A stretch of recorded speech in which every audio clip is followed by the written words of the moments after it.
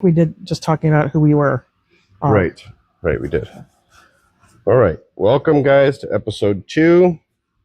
I'm sure I'll put some sort of audio before this after we've come up with a name, right, and all of that business. But Pam Saturnia and I are sitting back down to talk more about the God thing versus the book God, maybe not versus, maybe just understanding that they're the same or whatever. And today I wanted to talk a little bit about the vending machine God that I've run into in the past, or different people's understanding of what seems to be a vending machine God. Right. And the credit's already in the bank God, which I dig a lot. But to explain that, previous conversations with different people about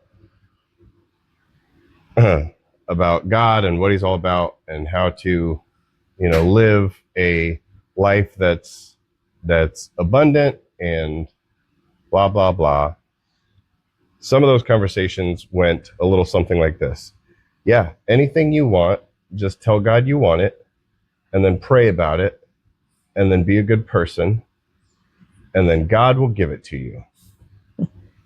And that feels a lot like vending machine. And it feels a lot like reducing God to this very transactional thing.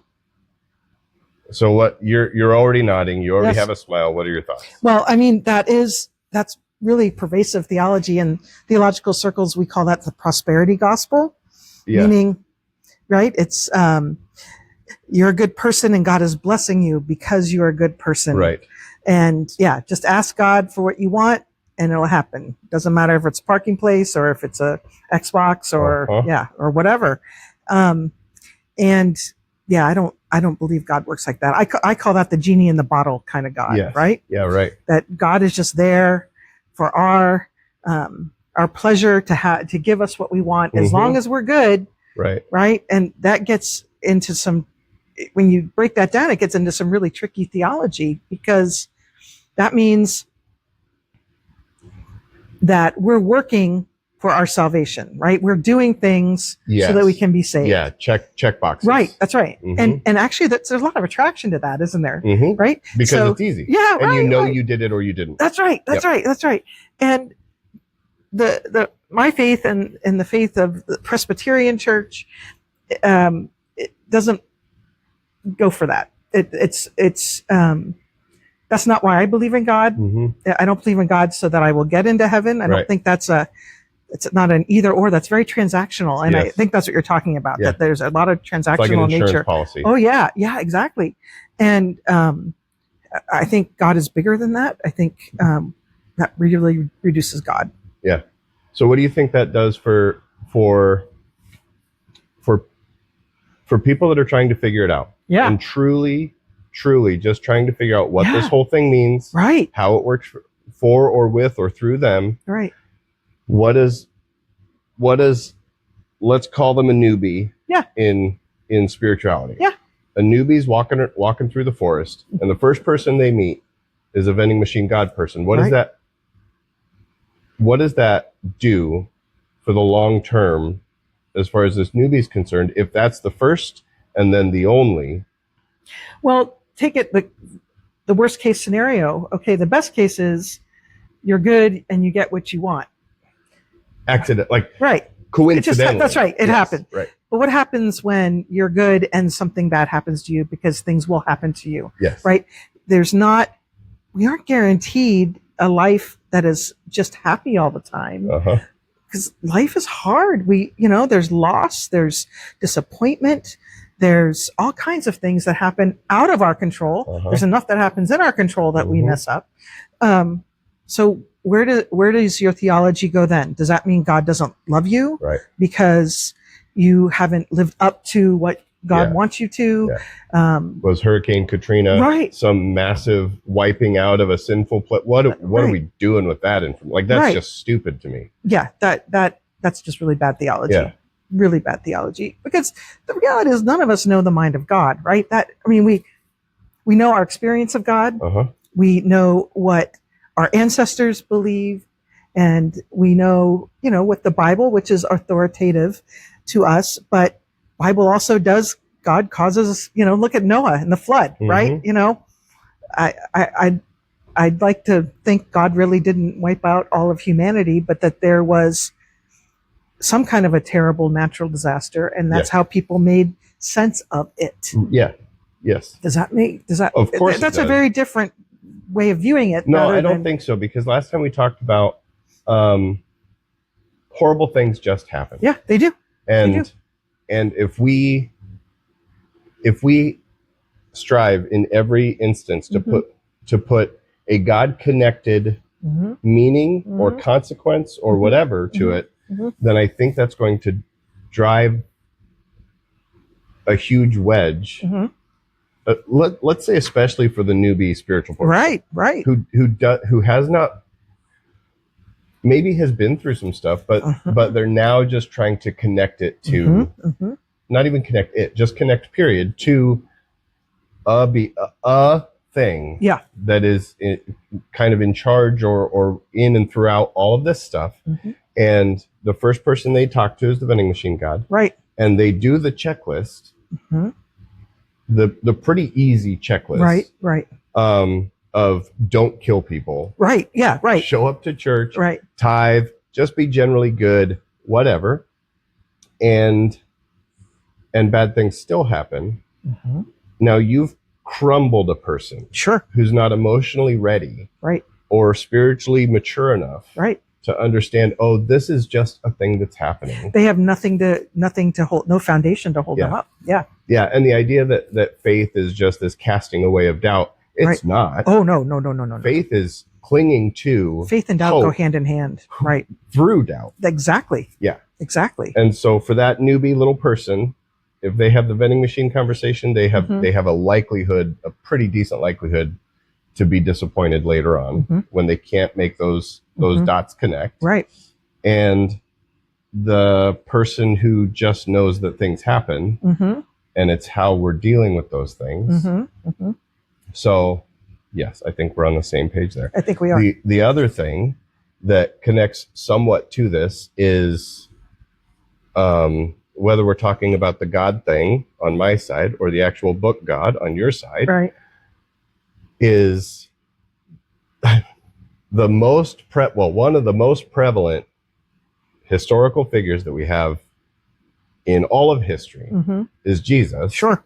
Saying, now whether he was in fact Immaculate Conception, Son of God, right, like Hercules is Son of God, you know, right. You know what I mean? I understand what that you're saying. type of thing. If we're talking about that conversation, whether it is that or whether he just understood that God is flowing through me, I am his son because I exist, and if that's the conversation he's having, even if either way we go about that, at some point he says, yeah, go do better than this. Yeah, I did all this cool stuff, you guys saw it, but I just knew it could happen, and so it happened, right? And it's because of my connection and because of faith and all of that. But then the huge challenge is beat it. Go do better than that. Yeah. Go do greater stuff than the stuff that you've seen. Yeah. Or at least as good. Yes. Right. Right. Strive for it first. Right. But if you happen to get there, that's right. Blow me out of the water. Yeah. And that brings me to at the young age of 38 years old. Yes. My mom has a credit card at my house. Yeah. And it has X amount of dollars on it. Right. And she said, she just handed it to me one day. We weren't even necessarily going through it or anything. I mean, Rachel and I have been up and down financially, whatever. We weren't necessarily in a bad spot, but she said, if you need a new set of tires or if you need whatever, there's money there. That way, because she travels a lot, she said, that way, if I'm not able to help you in the moment, you have this. I'm 38 years old. I understand. I should be. But anyway, it would be like something happens. Let's say something happens today. I do need new tires. And instead of just using the card, which is there, it's in my control. I have it. Mm-hmm. It's already full. Mm-hmm. I call mom. Mm-hmm. I'm like, hey, could I get some tires? Mm-hmm. And then you already have, like, it's Mm-hmm. already there. It's already Mm-hmm. been funded. Mm-hmm. It's sitting in your control. Mm-hmm. So the vending machine God idea also brings me over to the idea that, I don't know if we said this while we were recording last time or if I just said it on the elevator right up here, Mm-hmm. but I can do all things through Christ who strengthens through me. Christ who strengthens, Philippians strengthens me. 4:13. Yeah. Annoys me. Yes. As a verse, You're not the it only annoys one. me. You're not the only one. Because if we're to understand either the book God or the God thing, whatever, Mm-hmm. it's already there. Like, you don't have to go seeking it out. Mm-hmm. The strength to get through the horrible thing or the money to get whatever, Mm-hmm. whatever. Mm-hmm. It's already there and it's waiting for you. Yes. So that drives me a bit insane, but it also kind of, like, it opens a window Mm-hmm. to, is that why people, and this is my internal monologue, Mm-hmm. is that why people who really double down on manifestation seem to make it work? Mm. I see what you mean. You know what I mean? Mm-hmm. If it's already there, like, even if it's a psychological or subconscious trick Mm-hmm. that you're playing on your mind to make all the right decisions. Yes. Mm-hmm. Even if it's just that, which I believe it probably could be. Yeah. But there's a window open for it being this other thing. Mm-hmm. Is that why I really want a bike? I really want a bike. I really want a bike. I really want a bike. And then X time later, bike shows up. Right. The Secret, manifesting, all that stuff. Right. Right. So what does that stir up for you? Right. Well, it kind of makes me feel like we're back to the vending machine God a little bit. Yeah. Yes. Right. That I want something, so I'm gonna make it, do everything I can to focus on that. And I don't think that's a bad thing. I don't think it's a bad thing to have a focus on and goals. Something and goals and all of that. Yep. But not in the way. Yeah. I mean, there are all kinds of subtleties in there, but I do think that for folks who might be newer to the faith, but even all of us, everybody struggles. Even the most faithful people that I know have had their fair share of struggles, Mm-hmm. and they are still faithful people. Right. And but I don't know that the purpose of our faith or our relationship with the divine is so that we can get what we want. Mm-hmm. One of the Everybody Loves Raymond. Did you ever watch that show? That's a great show. We had the box sets. Yeah. So there's an episode when if you remember, Raymond doesn't go to church, but the family goes to church. He doesn't go, and his daughter is making a drawing, and it's him burning in hell, right? Because Grandpa said he's going to hell because he's not going to church. And so, but he and his wife Deborah have this really good conversation when he asks her, "Well, why do you go to church?" Mm-hmm. And I love her answer. I mean, she says, she goes to be part of something bigger than herself. She goes to thank God for her family and for him and for the things of her life, and to be filled up. Now, I'm not promoting necessarily going to church, but I think that's what part of having a relationship is with whatever divine being, whether it's Jesus or Buddha or Muhammad or any of those divine beings in other religions and in our religion. The prophets that we're aware of. Right. Why? I think that's the question that the vending machine God belief is missing, is the why. What is the reason? Why do I believe in God? Do I believe in God because I get what I want? Right. Do I believe in God because I feel that I have a lot to be grateful for, and I have a lot to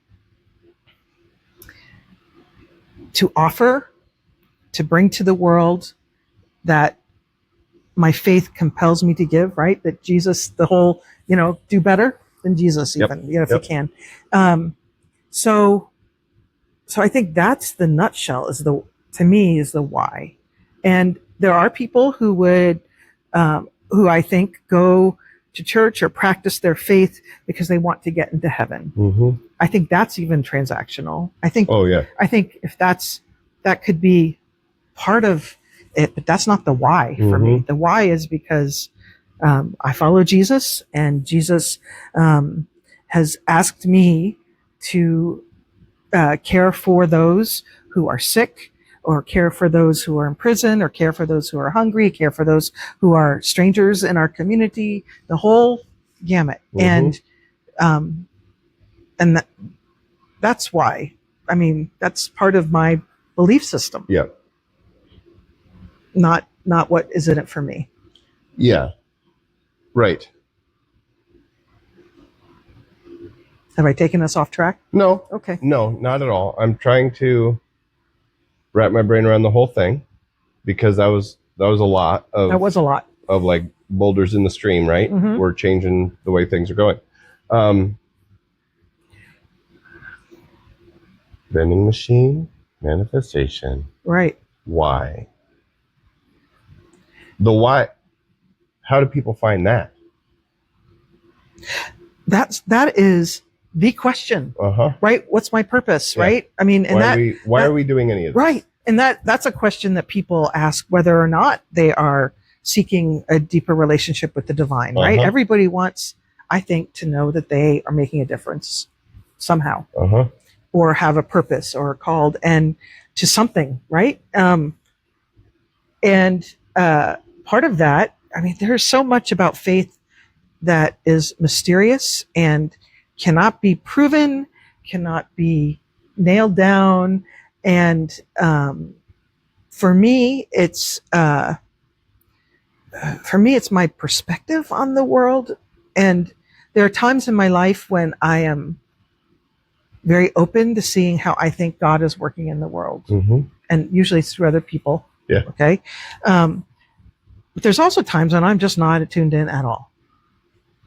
Things can be happening all around me. Not tuned in because you can't get there? No. Or not tuned in because just things are going past you? Things are going past me. I'm distracted. I'm not really, I don't want to say focused on it. That's the wrong way to put it, but I'm just not paying attention. And that doesn't mean God isn't working in the world. It just means I'm not seeing it. And I mean, for me, I'm the kind of person who feels things in my gut, right? That's how I know, right? That's my way of knowing. There's other people that feel things with their heart. They feel things in their head. I'm a gut person. And so I think the knowing is part of just taking the journey and experiencing it. Yeah. I'm the kind of person that feels things 2 weeks later when an epiphany hits me. Like, you could insult me straight to my face, and I'd be like, and I walk over, hold on. That's right. I think that, and I've done that. I've done that so many times. And I'll say, like, Rachel and I'd be hanging out, I'll be like, wait, do you think? She goes, yes, of course they were. Like, oh. She goes, I was wondering why you laughed. Right. Well, help me out next time. Right. Yeah. Right. Exactly. I'm so oblivious. Yeah. Yeah. But then I have moments like my Dance with God thing. Yeah. And that was just a lot of 2 weeks later information. Yes. Hitting me at the same time. Yes. And so maybe there's just a rock tumbler that has to happen before it can create anything for me. Yeah. Rachel, it's all gut. Right. Yeah. I believe it is for her. Gut. She could walk into a room and just narrate. Yep. Out of silence. I believe that with her. Yeah. Okay. Yeah. So let's tie. Well, go ahead. Well, I was going to say, I think part of the difficulty is when you're looking at God as the vending machine God, it's, in some ways it's easier, right? You just do the things and then you know where you stand. Where the God I believe in doesn't work that way. So it makes it so much more difficult to know, right? I can't say to you, Thad, if you do this, this, and this, you'll know your purpose. Right. Right. And I don't believe another person can even tell you that. They might be able to say, well, I see gifts in you. I see that, but that doesn't matter. Passion. Right. It almost doesn't matter. But when, I mean, it may help you to think. Sure. But you have to be the one who settles on that, right? And sometimes we settle on the thing that isn't quite there, and that's okay too. Yeah. There's a beautiful prayer by Thomas Merton. And I learned of this prayer in college and have carried it with me. But there's a part of it that says that even though I think I'm on the right road, that kind of, it doesn't matter. You're okay because you're with me, right? That you'll be with me, and you'll never leave me to face my perils alone. I'll send you the prayer. It's a beautiful prayer. Yeah. So that, I don't think God is looking at every step we make and thinking, and you went the wrong way, right, or you did the wrong thing. I mean, again, that's more vending machine God. That's more. Well, and if there is a grand projector playing back your life when you do die, I don't think God is like, well, you really messed up here. I think if anything, he'd be nudging you, be like, that was interesting, wasn't it? How'd that go? Right. I think that seems like a lot of fun. That was right. Idiot. Didn't want to do that again? Yeah. No. Right. But to the I can't remember the exact words you just said, but we were at Vaughn and Megan's wedding. Drew and I were outside having a cigar, and he was watching Lucas and Sierra inside. They were dancing. They were the first two grandkids. They were the only grandkids at that point. Right. And my niece and nephew. And, just like my mom and I, silence can happen and everybody's comfortable. Nobody needs to fill it. And we were just kind of silently enjoying a cigar out on a patio, a beautiful, beautiful spot. And out of nowhere, Drew said, I don't think it's about the job. He was watching his kids. Interesting. Because he went to school to be a park ranger. And if he could spend every ounce of his time building bridges and being outside and helping raccoons, he would do that in a heartbeat. And identifying trees and whatever, he would do that in a heartbeat. He's been selling insurance now for 20 years. Time, yeah. And he said, I don't think it's about the job. And I don't know. I don't know to this day, and I'm not sure he would be able to answer it if he was telling me or if he was telling himself in the moment, because this was really early in him selling insurance. Right. He might have been selling himself that it's not about the job. I think he was right. To a degree, I think he was right. But also, growing up, so Grandma Dinninger taught me how to play piano. Right. I've always been in love with this particular piano. Yeah. It's just gorgeous, and the way the room plays it is amazing. Yeah. So I can lose myself in that piano pretty quickly. And actually, when Grandpa Dinninger died, I didn't cry in the moment. Mom called me at 2 a.m. I woke up. Rachel and I had both been horribly sick. I think as part of the divine plan, so that we couldn't go visit him that evening, which we were going to do. Okay. Anyway, Mom called me at 2 a.m., said, just want to let you know Grandpa's passed. I said, is there anything you need from me? She said, no, I just wanted you to be aware of it. Go back to sleep. If there's anything, whatever. But they had it planned. I didn't cry.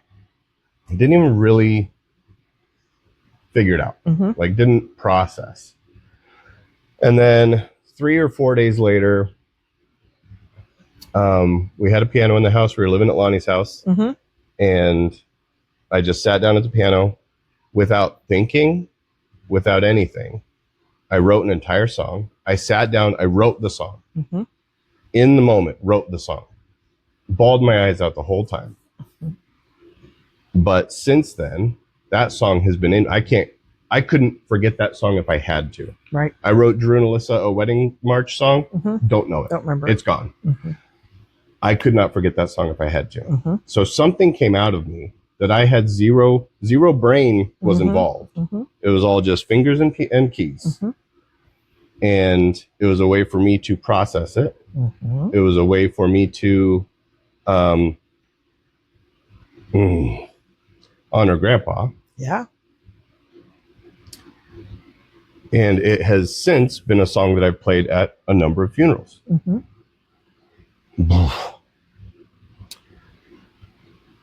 I don't think that I think piano is the way that I might connect to God.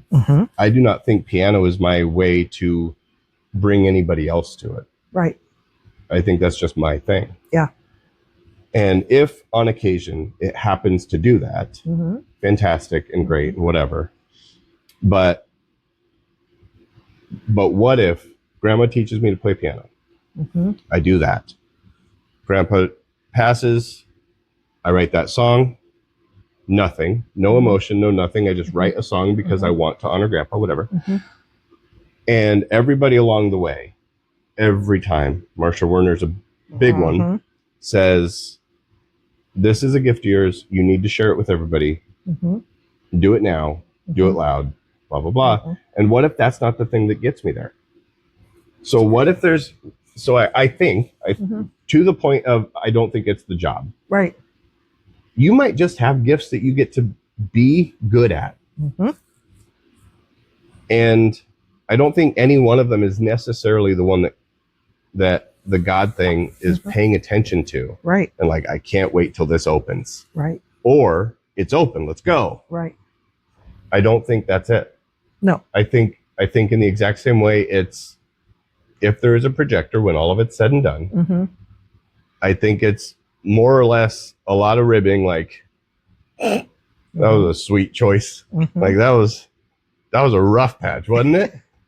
And just the experience of life with whatever awareness we have, right, is all there is. Right. Right.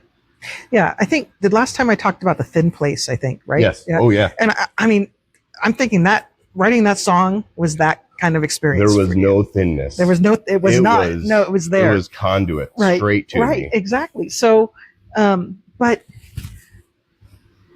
yeah. And some people, I mean, I think they're affirming you do have a gift, Thad, but that doesn't mean you have to monetize it or do anything else except for enjoy it. It'd be nice if I could. Well, yeah.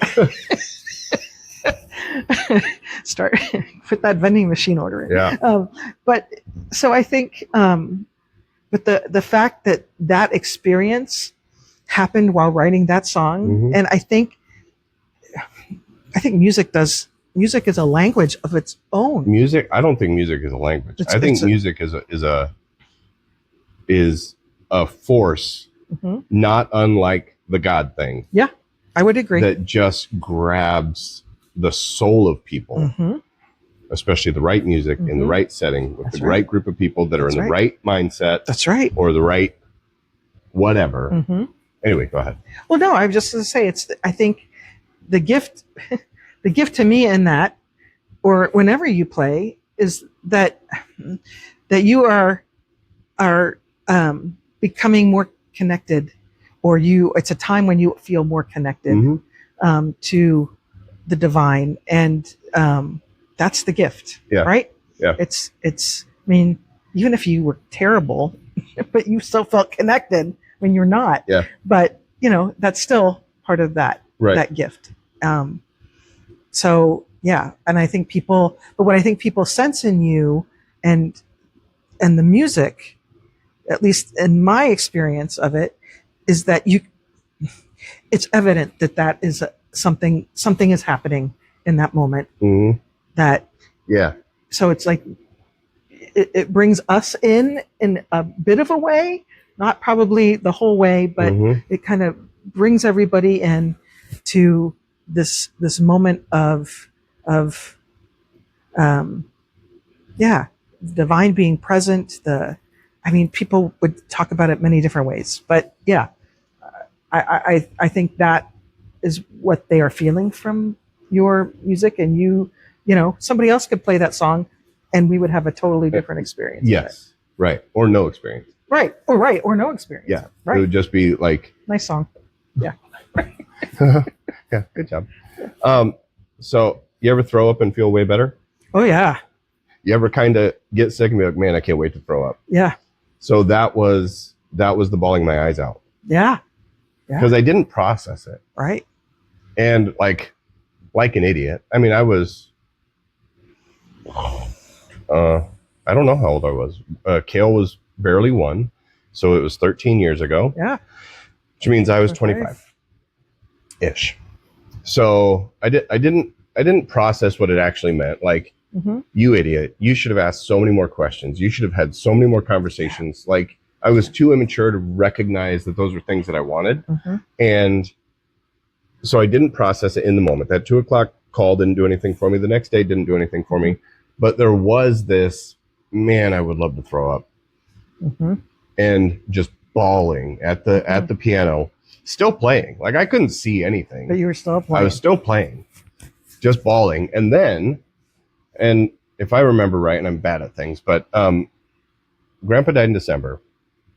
And then I think we didn't have a funeral or something until June or something. Is that right? I don't remember.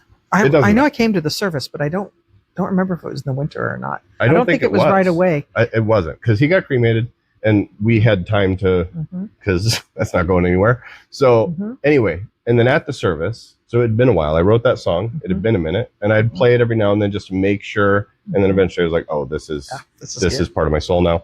But anyway, so I played the song at the funeral, and my heart was pumping so hard.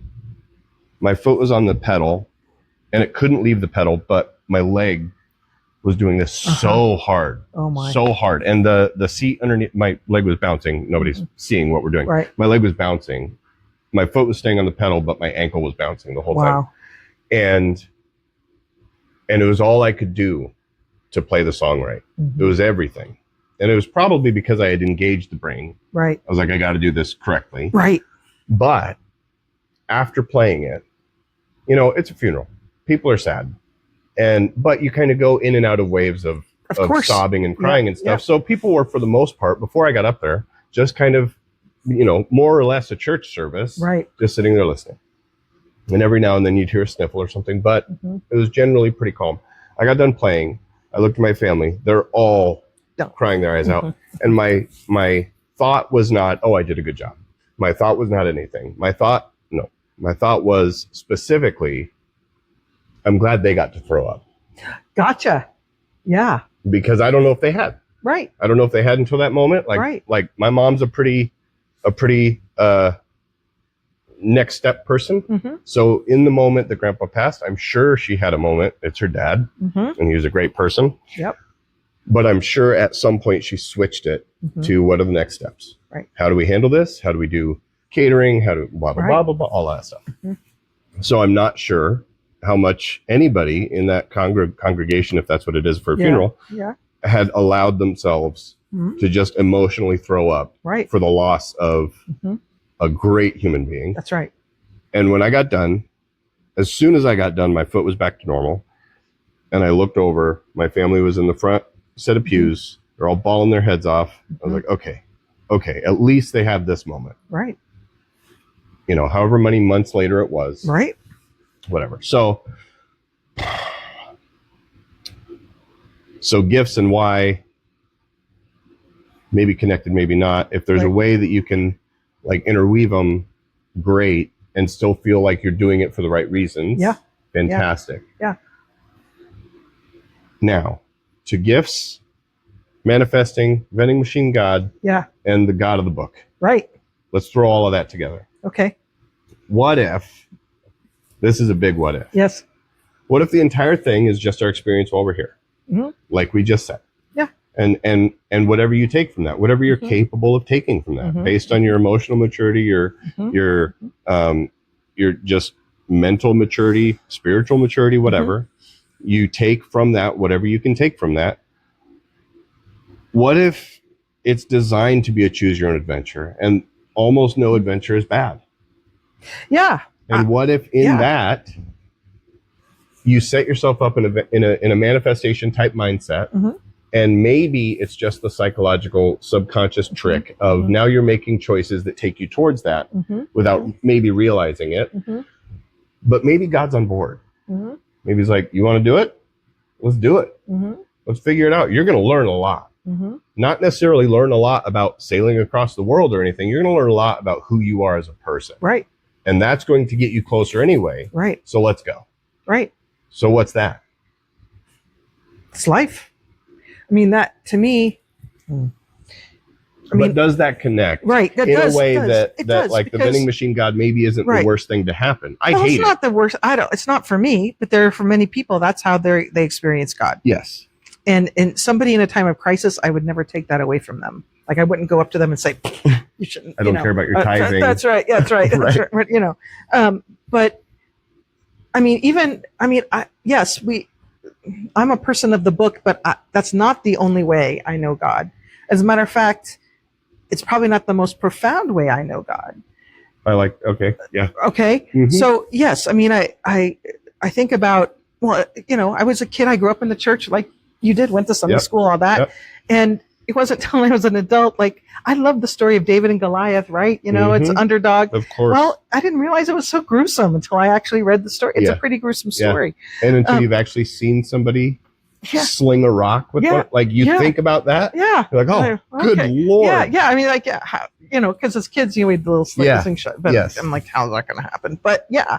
And so I feel like we grow or not, maybe. Some of us. Ooh, we're coming back to that. Okay. Go. But as we go through our lives, I am not the same person I was, well, certainly not as a child, but even, as I was 30 years ago in my faith. My faith has changed. My questions are different. But for me, I think God wants us to grow and change and become. That's what life is, becoming who we are, right? And it's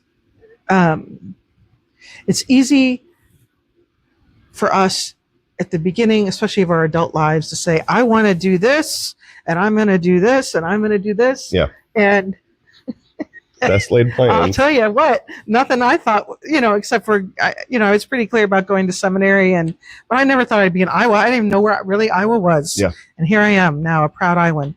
But, I went to school to be a minister, but until I was in it full time, you don't know what it's like, right? That's life, right? Or the same thing with life. Have family. Well, it sounds really great to have kids in a family, but until you're like sleep deprived and your kid won't sleep, and right? Yeah. And so you grow and have different stages, and so how I experience God is, yes, through the Bible. It's also through other people's experiences, other people's thoughts about God, or experiences of God, and my own, right? There's so many different ways of knowing God. And sometimes my way of knowing is not going to be anywhere close to another person's way of knowing. Right. And for me, like when you're talking about manifestation, I call that prayer. I mean, that would be how I would view it, because, again, my prayer life has really evolved, especially since I was a child, right? We used to do bedtime prayers and pray for whoever or ask for things. And I still ask for things from God, but there's a lot of different ways I pray, which have nothing to do with me talking, right? It has to do with art, or being quiet, or with being out in nature, or just so many varied kind of music. Yeah. I mean, all those things. Yeah. And so I look at almost all of my life as a prayer, and what I'm trying to do in my life is have what I hope for my life, right? My faith, to actually sync with what's really happening. And it doesn't always do that, right? I'm not always kind. Right. I'm not always generous. I'm not always compassionate. I'm not, all those things. I can be mean. Yeah. So that's what I see. I mean, I think we're talking about something very similar, but just using different words for it. I think so. The initial explanation of the vending machine God, which was intentionally annoying because it annoys me. Yes. Set it up as a transaction. Right. Whereas I'll do this, that, and the other. Right. And you do this I want for the me. bike. Right. Right. Mm-hmm. And I agree with you that if we take away the transaction, it's the credit card. It's it's already there. It's there. What are we talking about? Right. It's there. Right. So, well, we believe that. I mean, that's what we talk about when grace, right? That's the reason we baptize babies, right? Well, not the only reason, but none of us understand all of this perfectly, right? And we aren't baptized to get something. We're claiming something that is already there, right? Grace and love, mercy of God is there. And what we're doing, parents are claiming it on behalf of their children when they bring babies. What somebody is doing when they're older is claiming that on their behalf. It's you know what's really sad? This is one of those 2 weeks later epiphanies. Yes. I've never really put a lot of thought into baptism. So that's part of it. Right. It's never rock tumbled for me. But you saying that was just a smack in the face to what I just realized my understanding was. This child will go here for church. There you go. You know what I mean? Yeah. Like that seemed like, it seemed like, okay, we're baptizing our kid. Right. This kid now goes to the Presbyterian. You know what I mean? Right. Yeah. And it's so, but it's much more than that. It's so much prettier than that. Oh, it is. When you say the thing that you just said, which is just two parents who any even remotely mediocre parents just want their kids to not have to go through the crap they went through. Yeah. Like, just make it easier for them. Right. And to have an understanding and a connection with this enormous, endless, abundant thing. It's like, you can have all of it. It's a buffet. It's free. Your payment is existing on this horrible place, and you can have all of it. And the parents are like, sweet. Right. We just had this kid. I know what we say about this kid doesn't necessarily mean anything because this big, abundant God thing is already there. Right. But for the parents to kind of put up their shields and be like, go here now. Right. Everything that you've done for us, do it here. Start now. Right. I think that is beautiful. Yeah. And I'm an idiot sometimes. Well, no, Nope, I am. No, I think, because in the church, traditionally, we've cast baptism as, I still believe Jesus died for the sin of humanity, right? To kind of free us from that. To me, that the part of baptism that I find most meaningful is the part that we talk about the fact that God loves us before we even knew who we were, that God continues to love us no matter how far we go around the world. God isn't in a place. God is with us. And that's Jesus, right? Emmanuel, God with us, right?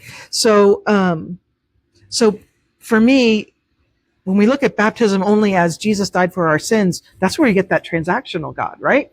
Jesus died for us, so now we have to, right? But if we look at it as a bigger picture of that was God coming to us, right? God decided to come to us and know what it was like to be human, and has given us all the love and grace and mercy God has, right? It's the story of the prodigal son, when the prodigal son goes off and spends his inheritance, which that's a whole controversy in itself, comes back, dad throws a party, older son is like really angry because you never did that for me. Right. You didn't know, I'm working like a dog for you, right? And father says, all that I have is yours. I mean, it's always been there. Right. And to me I get choked up when I read that part of the story, because how often are we like, how come that person over there has that and I don't have this? Right? How come they get to do that? I don't have that. And you do. It's always been there. There's a fantastic quote that I'm not going to get right. Okay. And it's from the show Louie, which is a pretty rough around the edges show. Yep. But he's talking to his daughter, and his daughter was in that situation. Some other kid at school got this and that, whatever. And he said, you don't ever check somebody else's bowl because they have more than you. You check somebody else's bowl to see if they have enough. Exactly. That's really good. Because there's always going to be somebody whose bowl is like almost ridiculously overflowing. Right. And maybe they're not utilizing it. Maybe they don't appreciate it. Whatever. Who cares? Right. You can't do anything about that. What you can do is make sure that you're not that person to someone else. That's right. That's right. That's nuts. That's right. Yeah. You said the hope is that we keep growing. Yeah. Rachel and I have literally had the conversation that there are growers and there are stayers. Oh, interesting. And when we are interacting with stayers, we just have to recognize that that's what they are, and not expect more, because that's just going to lead to like resentment on our side or disappointment on our side. Right. And it's like, you knew what you were up against. Yeah. Why?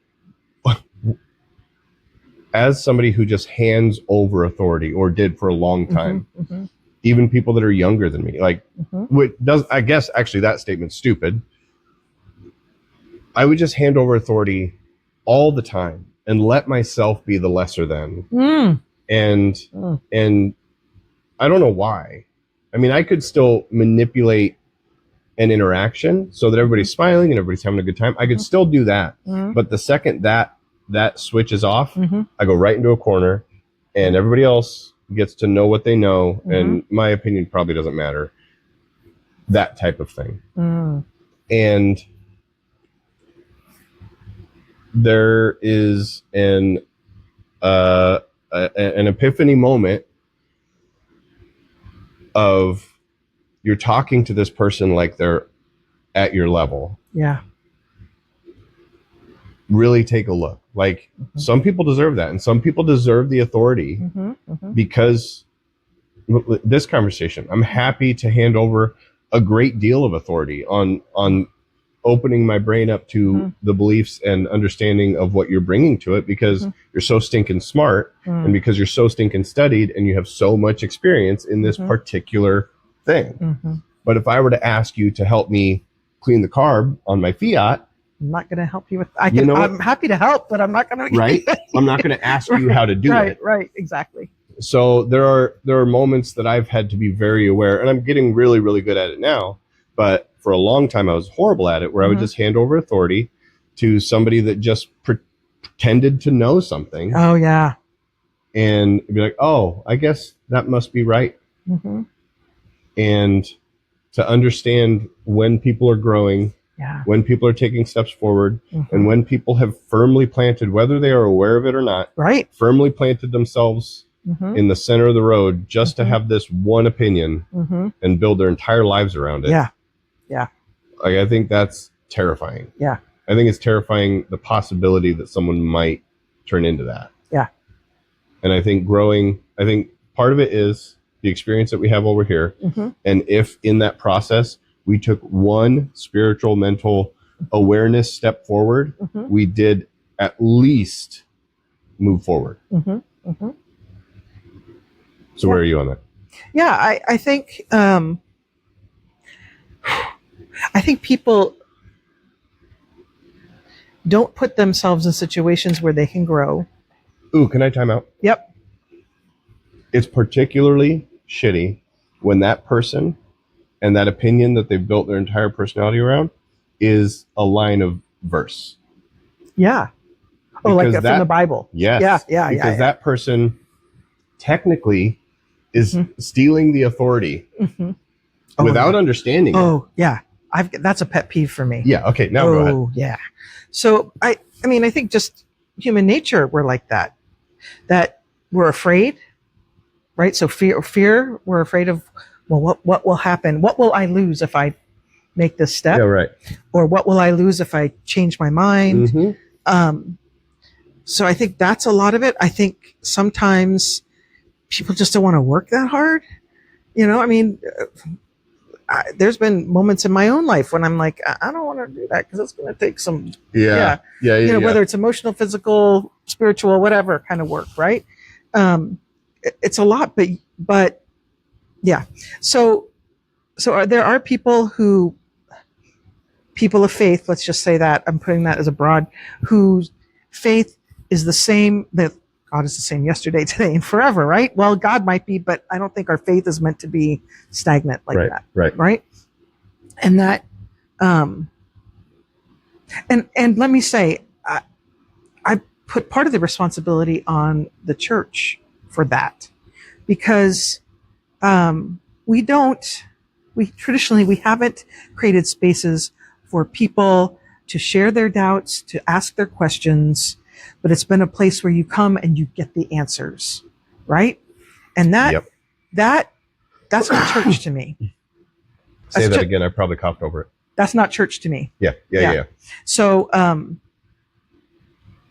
and I think that when we cultivate spaces where people can ask the questions, no matter, I mean, so many times, this is a stupid question. Well, no, it's not. The Because fact that you're asking it that's means right. it's a very important and smart That's question. right. And not only that, not only do you have it, but I bet there's a number of other Right. people who have it. Right. Right. Hence this entire conversation being recorded. Right. So I think, I think the church has not helped people in their journeys of faith to be able to be people who aren't afraid of questions. Because if we question this, we're questioning God, right? Yep. And who are we to question God? And I don't think that's what we're doing. I think what we're doing is trying to make sense of our life experience and our faith experience and how. What does it matter if that is what we're doing? What? You think God can't survive our question? Oh, God can. You know what I mean? Like, God handles it all. Right. Right. I mean, especially the anger when people say, "I don't want to be angry with God." Well, let me tell you, look at the Psalms. There's a lot of anger there. Well, and I don't know why, but the visual that I just got is that sanctuary. I just got the visual of like a Harvard library. Yeah. All the answers are there. Let's Okay. Let's just say I'm going with it. Yeah, I think that's so. Okay. whatever your field of study, especially whatever, you're going to find the answers there. Right. That library doesn't do anything. Right. If I'm grabbing the right corollary, the library itself doesn't do anything. It's the study session that does. Right. Stuff. Right. You can be like, did you understand this thing? Right. I'm having real hard time. Oh, did you ever think of it this way? Right. I think the study session and the interpersonal. So to blame the church, I think isn't necessarily accurate because, well, if you're blaming the church as in the people, then maybe there is blame to be put there. Right. Maybe there is more study session that should be there and more question. Well, if you're blaming the facility. No, not blaming the facility because to me, the church is the people, right? The facility, I mean, hopefully the facility is a place where you feel like you can connect with God. Yes, but if the facility wasn't here, there would be places you could connect with God. Rachel's uncle has a house in the woods in Illinois. He has erected a cross in the middle of the woods. And his church is every morning he wakes up and he just goes and centers himself. And maybe he's audibly praying. Maybe he's just listening to the bird. Like, who cares? Right. That is the church for him. Yep. Yeah. No, I guess what I'm doing is not putting it on the people, the laity. I'm putting it on the leaders, the pastors, right? The ministers. Everything goes to management. Well, that's right. And either how we were trained or that, for some people, it's really nice to be the one who knows everything. Right? I know. I'm going to shut up. Well, I'm choking on that because I don't like that. I don't want to be that person. Right. And even now, often people will say, well, you're the one who went to seminary. You must know all this. Well, I know some of it, but I don't know all of it. And I don't remember some of it. Right. So I can maybe quote a helpful verse. That's right. Or I could probably say enough to confuse you. So you think I know the right stuff. Right. But so I think that we've cultivated and we've come from that, but at one time cultivated the minister was the one who knew it all, right? Yes. And was the source of truth for the people. And thank goodness we are moving away from that. I mean, I look at myself as a person who is a companion with these folks. We're all trying to figure stuff out. Yeah, I've got more schooling in a particular area, and I've dedicated my life to a particular thing, but that doesn't mean I have some kind of corner on the answers. Right. I might be able to say, well, have you tried doing this? This has been helpful to me or helpful to some people or whatever. But that's just, that's the way I view my role as the minister in this church. Judy had a conversation with one of her friends that goes to the Catholic church in town, and their disagreement was that Grandpa, who was a pastor, is a divine human. Oh, because interesting. he's a pastor. Oh, interesting. Yeah, that would be. Yeah. Judy was like, nope, he's a dude. And A good and dude. part of that, yeah, a fantastic dude, but ultimately just a dude. Mm-hmm. And the conversation was about their, I can't think of the word for pastor and Catholic, but Priest, right? Yeah. Their priest was a divinely chosen human, whom through God sends answers, and what you're talking about, right? The idea that you're in constant conduit.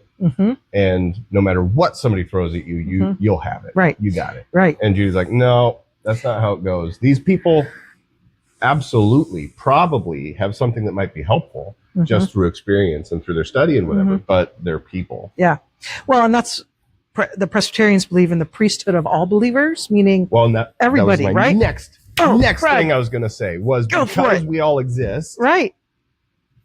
We all have access to that. Yeah. Now, that doesn't mean stop asking the questions. No. Because you may have access to it, but not an understanding about a certain thing. Right. And somebody else might just happen to have the right words to at least dull the pain for a second, if it's that type of conversation. So yeah, that was literally the next thing. If we're really talking about the thing that I'm talking about with the God thing, and what we're agreeing is that because we exist, it is accessible to us. Yes. It's just a matter of figuring it out. Yeah. Not even figuring it out. Just trying to live into it. Yeah. Yeah. Just leaning that way. I think that's flippin' gorgeous. Yeah. That's been an hour. I'm going to call it then. Okay. Because that was beautiful. Anything we didn't wrap up for you? No, I think we're pretty good. This is good. This is great. I love this conversation. All right. Good one. I'm going to kill this.